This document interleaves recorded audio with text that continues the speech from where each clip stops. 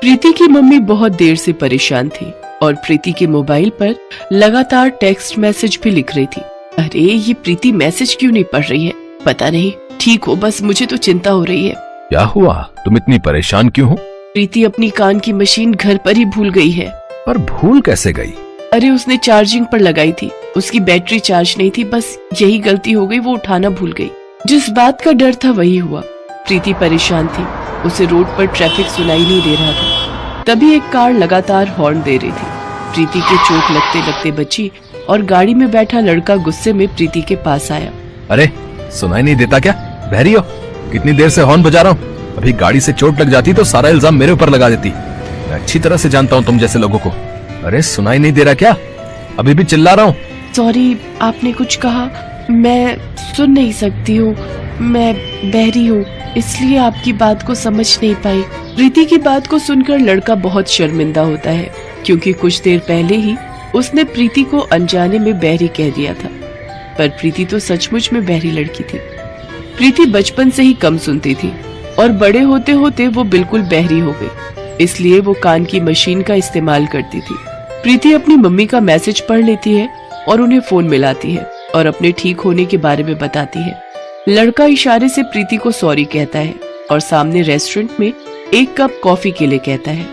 प्रीति को अपनी लाइफ में अपने माता पिता के बाद अनिल नाम का वो ऐसा लड़का मिला था जो उसके बहरेपन का मजाक न उड़ाकर बल्कि प्रीति की रिस्पेक्ट करता था। धीरे धीरे प्रीति और अनिल दोस्त बन गए और एक दिन, तेरा दिमाग खराब हो गया है, तू बहरी लड़की से शादी करना चाहता है? मैं अपने घर में बहरी बहू नहीं लाऊंगी। भगवान ना करे, अगर मुझ में भी ऐसी कोई कमी होती, मैं बहरा होता और कोई लड़की मेरे से शादी करने के लिए हाँ नहीं कहती तो तुम क्या करती? अनिल प्रीति से प्यार करने लगा था, इसलिए अपनी माँ को समझा बुझाकर वो प्रीति से शादी कर लेता है। शादी के बाद जब मुंह दिखाई में प्रीति ने कान की मशीन लगा रखी थी तो मोहल्ले की औरतें बातें बनाने लगी। अरे सुजाता जी की बहू तो बहरी है, वो देखो कान में सुनने वाली मशीन लगा रखी है। इन्हें अपने अनिल के लिए बहरी लड़की ही मिली थी। इनके अनिल में कोई नुक्स था क्या जो नुक्स वाली लड़की ढूंढ ली? धीरे बोलो, सुजाता जी इधर ही आ रही हैं। हम कौन सा डर रहे हैं, हम भी तो सही बोल रहे हैं। क्यों सुजाता बहन, तुम्हारी बहू सुनती नहीं है क्या?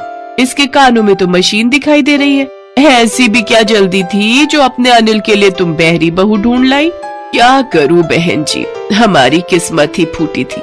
पता नहीं मेरे बेटे के ऊपर इसने क्या काला जादू कर दिया। मेरा बेटा इसकी तरफ खींचा ही चला गया। अब बच्चों की जिद के आगे तो माँ बाप को झुकना ही पड़ता है। बाकी तो राम ही जाने कि हमारे घर का अब क्या होने वाला है। सबकी बातें सुनकर प्रीति की आंखों में आंसू आ जाते हैं और वो चुपचाप अपने कमरे में चली जाती है और रोने लगती है। प्रीति अनिल से इस बारे में कुछ भी नहीं कहती। प्रीति अक्सर ध्यान रखती थी कि वो अपनी कान की मशीन हमेशा लगा कर रखे ताकि घर में किसी को भी कोई परेशानी ना हो।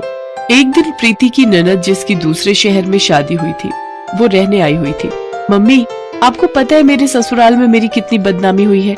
मेरी सास तो ये ताना दे रही थी कि अनिल भैया ने आखिर एक बहरी लड़की को ही अपनी पत्नी क्यों चुना, और वो तो ये भी कह रही थी कि कहीं आगे चलकर भैया के बच्चे भी बहरे पैदा। नीलिमा, तुम पीठ पीछे अपनी भाभी की बुराई कैसे कर सकती हो? मुझे तुमसे ये उम्मीद नहीं थी। तुम मेरी सगी बहन होकर जब अपने ही गलत बोलेंगे तो बाहर वालों से कैसी उम्मीद रखेंगे?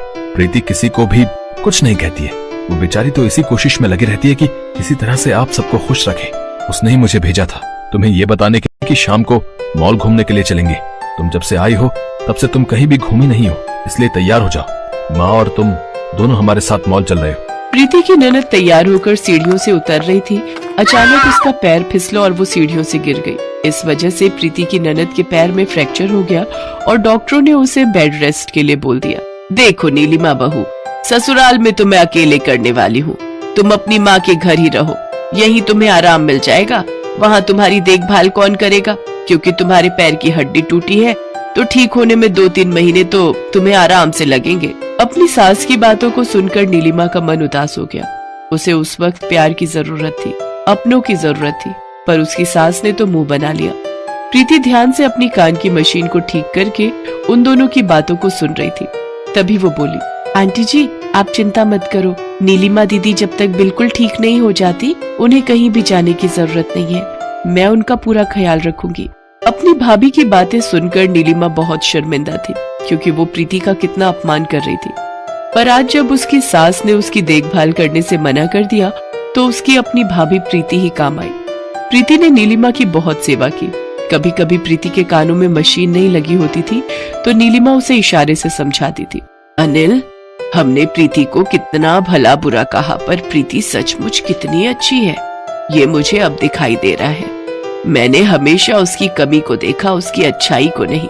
रुक, मैं प्रीति को बुलाती हूँ।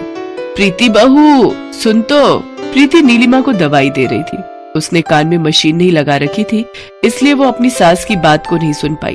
पर सुजाता इस बात को समझ गई और वो प्रीति के पास गई और उसके कंधे पर हाथ रखा और इशारे से उसके कान की मशीन उसके हाथ में दी। ये लो बहू, मशीन लगा लो। माँ जी, आप कुछ कह रही थी, बताइए। मैं बोल रही थी कि मेरी बहू लाखों में एक है। इतना सुनते ही प्रीति की आंखों में खुशी के आंसू आ गए और वो अपनी सासू माँ के गले लग गई।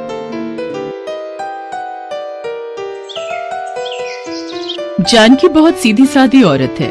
वो दर्जी का काम करती है और उसी पैसों से अपना घर चलाती है। जानकी का बेटा राजेश शहर के कॉलेज में पढ़ता है। हेलो बेटा, तू घर कब आएगा? नहीं आ पाऊंगा माँ, यहाँ पढ़ाई का बहुत प्रेशर है। कितने दिन हो गए तुझे देखे बिना। बाद में देख लेना माँ, अभी मैं फोन रख रहा हूँ। राजेश फोन रख देता है। जानकी अकेली बैठकर रोती रहती है। उसे राजेश की बड़ी याद आती है, लेकिन उधर राजेश सब कुछ भूलकर मजे से कॉलेज बिता रहा है। उसका ध्यान पढ़ाई पर नहीं है। वो कॉलेज में अंकिता नाम की लड़की के चक्कर में पड़ा है। अंकिता, मैं तुमसे बहुत प्यार करता हूँ। मैं तुम्हारे लिए कुछ भी कर सकता हूँ। चल झूठा। मैं झूठ नहीं बोल रहा हूँ, मेरा प्यार सच्चा है। तो फिर आज मुझे मूवी दिखाने ले चलो। अंकिता की बात राजेश टाल नहीं सकता, लेकिन राजेश ने देखा कि उसके पास ज्यादा पैसे नहीं है। अब क्या करूँ? माँ को कॉल करता हूँ। राजेश ने जानकी को कॉल किया।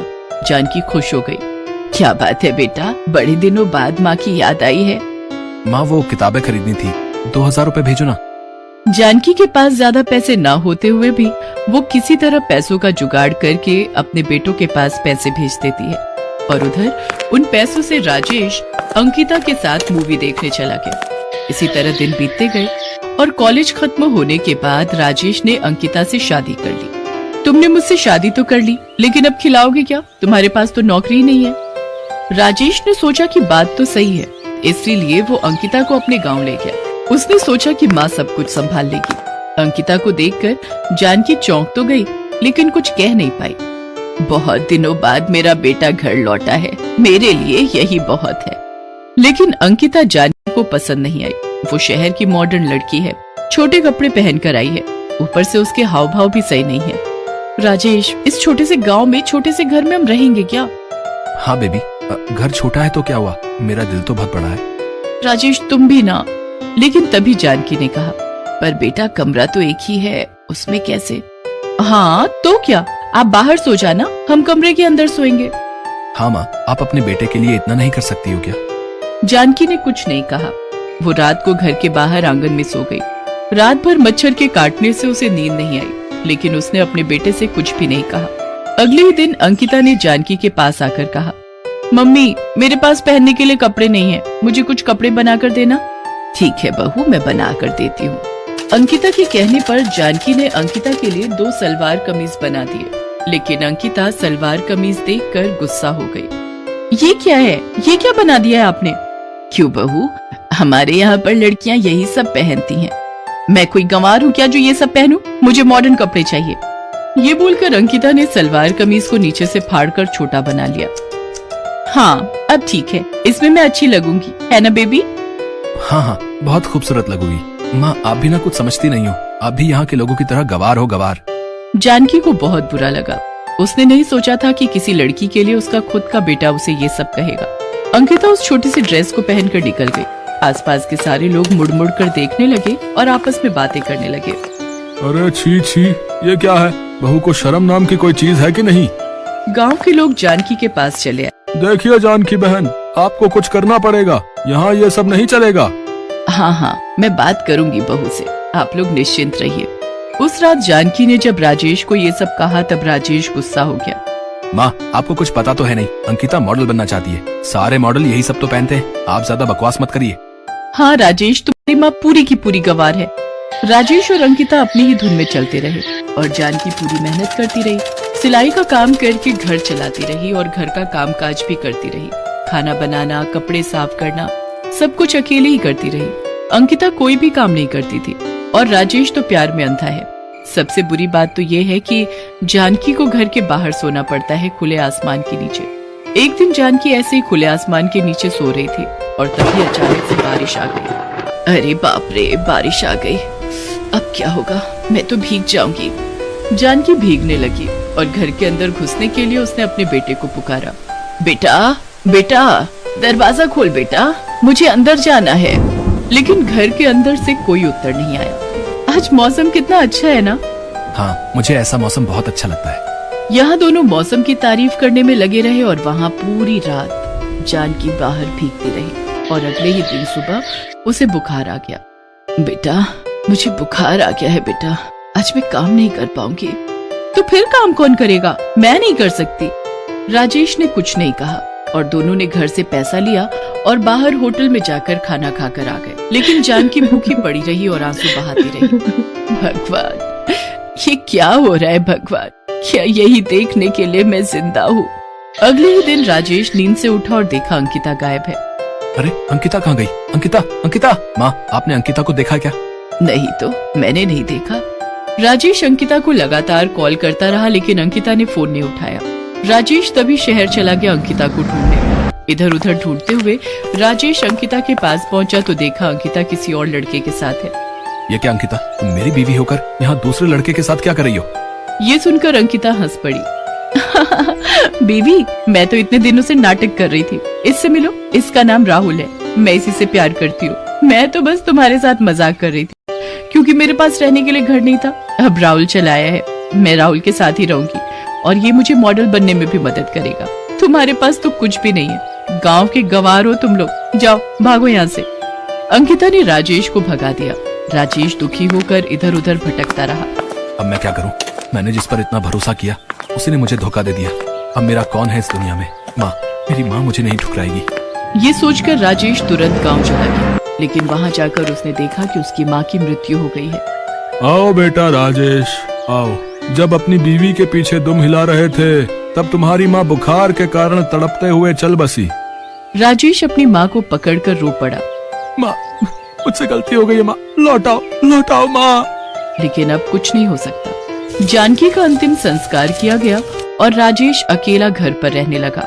उस तरफ अंकिता उसकी जिंदगी के पहले फैशन शो में जाते हुए एक गाड़ी से टकराकर गिर पड़ी और उसकी एक टांग टूट गई। उसकी एक टांग काटनी पड़ी। उसका मॉडल बनने का सपना अधूरा रह गया। राहुल भी उसे छोड़कर चला गया। इस तरह जिंदगी ने उसे अपने किए की सजा दिला दी।